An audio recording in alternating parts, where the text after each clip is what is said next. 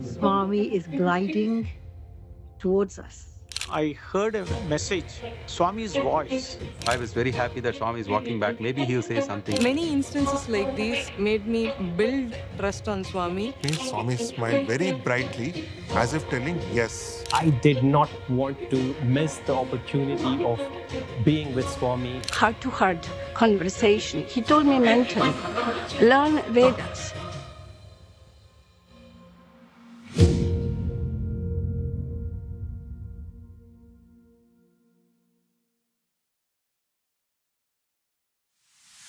Love is God. Live in love. Live in love. Live in love. Om Shri Sai Ram. Offering my humble pranams at the divine lotus feet of our beloved Bhagawan. What a fortunate that I am to be part of this OMS, Oh My Sai series. This being the 100th episode, Swami has given me this opportunity to speak about my personal experience, which is always very close to my heart all the time. 99 people have shared their experience, and now it's my turn to talk about my experience with my beloved Lord. Swami is always very, very dearest and very close to me all the time. He had played a very, very significant role in my career and in my professional life, as well as on my personal life. This goes way back when I was working for the largest corporate company. The message had come to me well in advance that there is going to be a schedule call taking place between the two heads. And it is a very sensitive call, and I need to be prepared with DM in place, the primary lines and the secondary line. Normally in the technical language we call DM also. So the primary line was ready and the secondary line also need to be ready. In the event of any issues, the secondary line takes over immediately in just a nanoseconds. Technically, when we look at everything, there are a lot of things that we need to check before we head and confirm back to the headquarters that we are ready to go on a call. On a given day, one day prior to that, I had to sign the checklist confirming that everything is in place. I was so happy that that I'm going to be an instrument for performing an important task, and that task could give me recognition to the organization. I worked for the optical fiber cables in the mid-sea, and that was my primary task. So when I signed the checklist and I forwarded to the headquarters was very happy that everything has been taken care and we were ready to go. But the surprise was now coming up. Evening, we again did one more round of what he called dry run to make sure that everything goes well. So when we were doing the dry run, one of the sensitive equipment, which was supposed to be functioning very well, had a major issue. Immediately tried to address this. Being a technical guy, I was able to do whatever that I could do to ensure that the equipment comes back and we are good to go.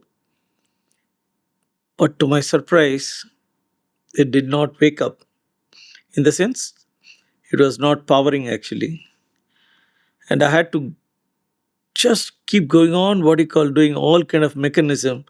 And the duration that I had was very short, that I need to complete ASAP to make sure that everything goes well. But it was very unfortunate that I could not do anything on that. Moreover, I did not have even spare in my hand. The spare which was available was what we used for the secondary line. So the primary line, even if I switch the spare that I had to the primary and to the secondary, then secondary line will not have it. I was trying to replace with some of the equipment there, but then I did not get the desired output. So we all put together, did a brainstorming session, looking at the equipment to see how best we could get it done. We did call the technical support and all those people to make sure that everything goes well, but it did not happen. I lost all my confidence. Even now, if I think about it, tears roll out in my eyes. That day could have been a miserable day for me, and I don't know who is going to come and save me, because already the checklist has gone, and I'm ready. I've already committed that we are good to go. As you all know, head of states, when they talk, the line has to be perfect, which means that it has to be without any glitches and without any hassle. The line has to go through. It was a sleepless night for me. At one point of time, I decided that the only remedy that I could go is to go to my room, look at Swami and say, Swami, please help me out. Something told me that take that photo and keep on the equipment. Maybe something could happen. The confidence that I had was always my Swami will help me. And Swami came to my rescue on that day. Immediately when the Swami's picture was placed, we started reworking on the entire thing, and we powered the line, and we struggled a little bit, but of course, end of the day, we were able to succeed and see the green light that was burning, and then we were good to go. But I was not very confident, because the same exercise that I did, say, about a couple of hours ago, did not pay me the dividend that what I want. But I was a bit scared. But once when the call starts, I need to ensure that the call goes through smooth. I cannot disconnect the call on any circumstance, actually, even though I had the secondary line with me. And the whole night I was praying Swami, was just chanting Sai Gayatri in my mind. And next day morning, head to the dock station to see that everything is fine. So I just prayed Swami and said, Swami, please help me out. As we come close to the time, everything was normal. Then when I gave a signal to the team that we are good to go, and the line was connected between the two heads of states, the conversation started, but the heartbeat was always saying Sai Ram.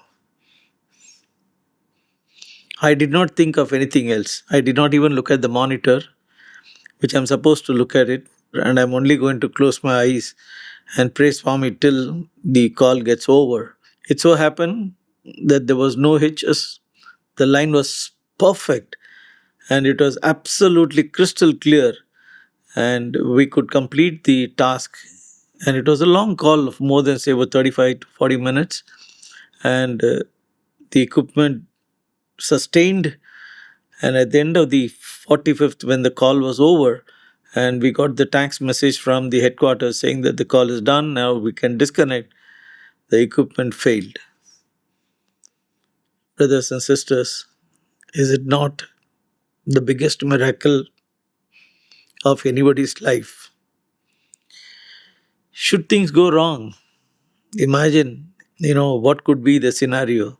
I could not even think of it, actually, even now. It could have been the worst of the worst in my career, actually. But today, having saved by Swami to me, I got an appreciation letter, and that appreciation is still in my profile, that we could successfully complete the task.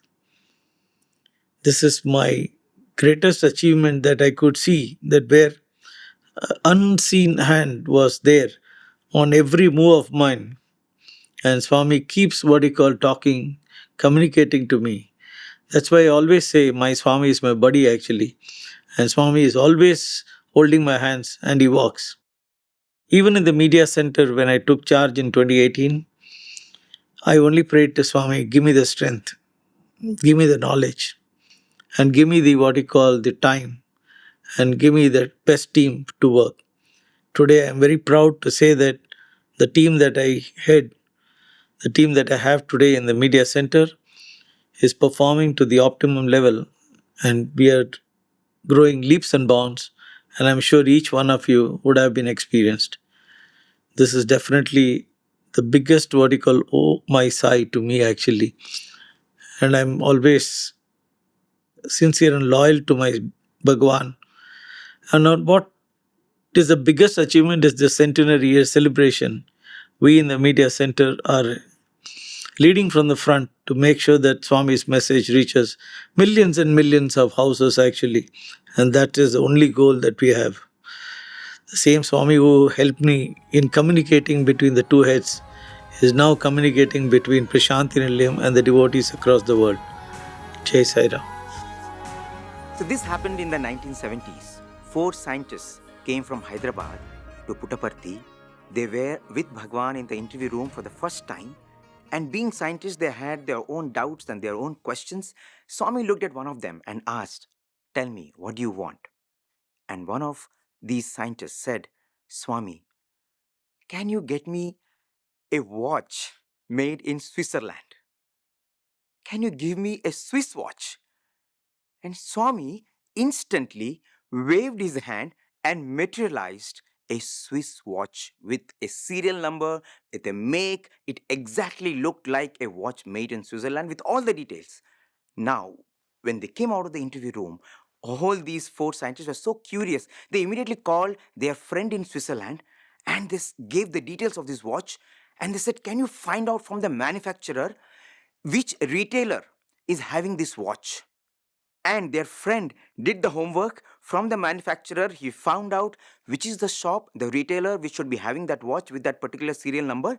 And he went to that shopkeeper and he asked, "Can you sell me this particular Swiss watch with this serial number?" And the shopkeeper went through his store and then went through the records and he said, "I'm sorry, sir. You want the watch with this serial number, but this serial number watch does not exist." So he asked, "What happened? Where did this watch go?" And he looked into the file and the shopkeeper said, "A person by name Sathya Sai Baba had come to the shop and he bought this watch." And so this friend said, "Can you tell me, when did he buy this watch?" And the shopkeeper gave him the details of the date and time when that particular watch was bought. And when this friend gave those details to these 4 scientists in Hyderabad, they were shocked because the date and time of sale of that watch in Switzerland matched exactly the date and time when Bhagawan materialized that watch in the interview room in Prasanthi Nilayam. Needless to say, it was such a big OMS moment for not only just that one scientist, but all 4 of them, that it changed their lives dramatically. What happened was that faith began to sprout in their hearts. And once faith begins to blossom, beautiful things happen in our lives. Bhagavan says faith is the bedrock of spirituality. Once we have faith, OMS moments follow. Just like once you jump into the water, you will learn to swim. You cannot say that I will learn to swim and then jump into the water. You got to have faith. Then automatically, those incredible, miraculous moments will happen in your life. Once, Swami asked, "Do you know who are my real devotees?" Swami said, "It is those people whose minds stick to me like blotting paper the moment they see me." Dear brothers and sisters, it is to help our minds become like that blotting paper that we started this series, Oh My Sai. As we listen to these stories, as we ruminate and as we contemplate on these stories, we hope and pray that our minds, our hearts be so full of Him, that we think of Him, that we breathe of Him, that we live only for Him. When we started this series, it was a oh my sai moment for us. And we prayed to Swami that we should be doing 100 episodes as our offering to him on his 100th birthday. And as we complete the 100th episode, we offer our sincere gratitude to Swami for taking us through this journey. And a big thank you to all those participants, to all those devotees, those brothers and sisters who have shared their incredible moments with us and enriched our lives. And to all of you who have heard these, who have responded, who have encouraged, and who have filled us with joy and motivation to continue this series. Our hearts go out to you because you gave us this opportunity to serve Swami through you. We pray to Swami that very soon we should be starting the season 2 of Oh My Sai, and this one, by Swami's grace, should have a different flavor, a different twist, a beautiful dimension of our beloved Swami. And as we listen to these episodes, let them work on us in such a manner that our lives become truly His message. Thank you so much. Sai Ram.